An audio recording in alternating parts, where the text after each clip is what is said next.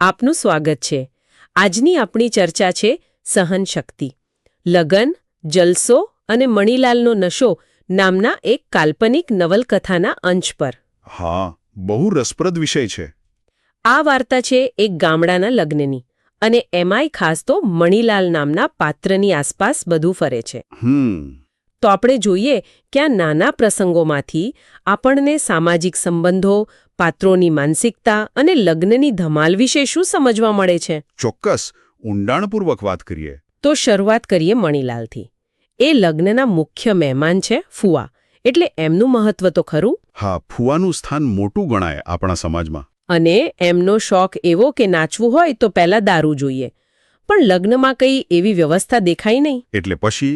એટલે એ ભાઈ તો છાનામાના ગામની બહાર નીકળી પડ્યા દેશી દારૂની શોધમાં. અચ્છા, પોતાની રીતે વ્યવસ્થા કરવા. હા, અને જ્યાં એ દારૂ પી રહ્યા હતા ત્યાં જ કેટલાક ગામ લોકો વાતો કરતા હતા. એમના કાને પડી. શું વાતો હતી? લોકો લગ્નની ભવ્યતાના વખાણ કરતા હતા. પેલો નાચતો ઘોડો, મોંઘું બેન્ડ ને પેલી ઝુમ્મરવાળી બાયોનો નાચ, એટલે બધો દેખાવનો ઠાઠ હતો. હા, લગ્નમાં આવું બધું બહુ જોવા મળે છે ને. દેખાવ કરવો પડે. બરાબર. અને એ જ વાતમાં કોઈકે કહ્યું કે આ બધો ખર્ચો તો મનસુખભાઈએ કર્યો છે, વરરાજાના પિતાએ. પણ પૈસા તો એમના સાળા એટલે કે આપણા મણીલાલ પાસેથી ઉછીના લીધા છે. ઓહ, આ સાંભળીને તો મણીલાલના મનમાં ગડમથલ થઈ હશે. હાસ તો, એક બાજુ ગુસ્સો આવ્યો કે પૈસા મારા ને વટ મનસુખભાઈનો. સ્વાભાવિક છે. પણ બીજી બાજુ પેલો અંદરખાને ગર્વ પણ થયો કે ગામવાળા મને લાખોપતિ સમજે છે ને આ વાત જાણે છે. હા, આ એક માનસિકતા છે. પૈસા કરતાં કદાચ ઓળખ અને સ્ટેટસ વધુ મહત્વનું. પણ પછી એ જ વાતચીતમાં કોઈ બીજું બોલ્યું જે કદાચ વધુ જાણકાર હશે. શું કહ્યું આમણે? એમણે કહ્યું કે ના ભાઈ, પૈસા ઉછીના નથી લીધા, લોન લીધી છે બેંકમાંથી. અચ્છા, એટલે વળી પાછી વાત ફરી ગઈ. આના પરથી ગામડાના સમાજની એક ઝલક મળે છે. કેવી રીતે? કે પ્રતિષ્ઠા કેટલી મહત્વની છે. દેખાવ કરવો, ભલે પછી દેવું કરીને કરવો પડે.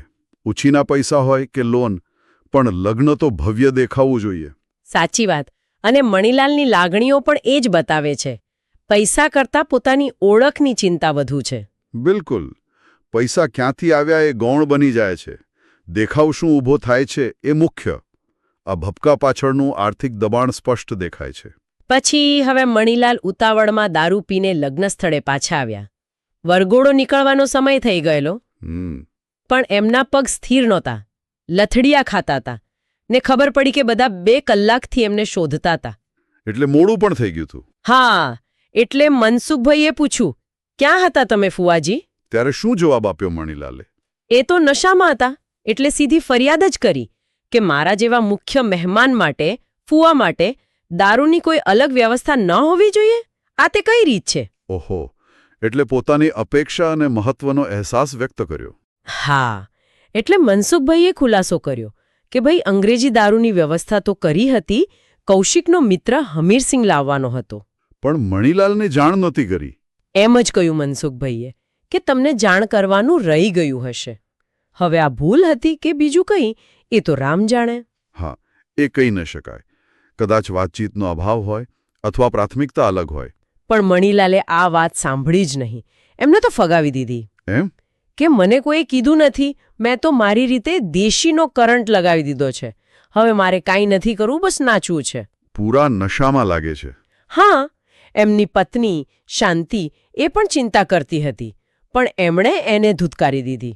એટલે કોઈનું સાંભળવા તૈયાર નહીં? બિલકુલ નહીં. અને આ બધી રકઝક, આ નાટક ચાલી રહ્યું હતું ને, ત્યાં જ લાઉડસ્પીકર પરથી ગીત વાગ્યું, આજ મેરે યાર કી શાદી હૈ, ને વરઘોડો શરૂ થઈ ગયો. અરે વાહ, કેવો વિરોધાભાસ કહેવાય. એક તરફ ઉજવણીનો માહોલ ને બીજી તરફ આ વ્યક્તિગત ડ્રામા. ખરેખર, તણાવ અને ઉમંગ બધું ભેગું. બરાબર. તો આ ટૂંકા અંશોમાંથી આપણે જોયું કે મણીલાલનું પાત્ર કેવું છે.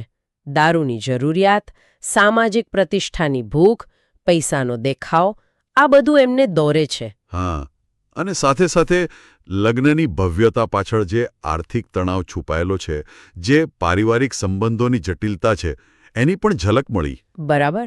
અને અંતે એક વિચાર મનમાં આવે છે. આ નાનકડા પ્રસંગ પરથી એમ લાગે કે આ પરિવાર અને સમાજમાં પૈસા, સામાજિક મોભો અને આવી ઉજવણી વખતે નિભાવવાની જવાબદારીઓ એને લઈને કેવા ઊંડા તણાવ કે કદાચ અલિખિત નિયમો હશે.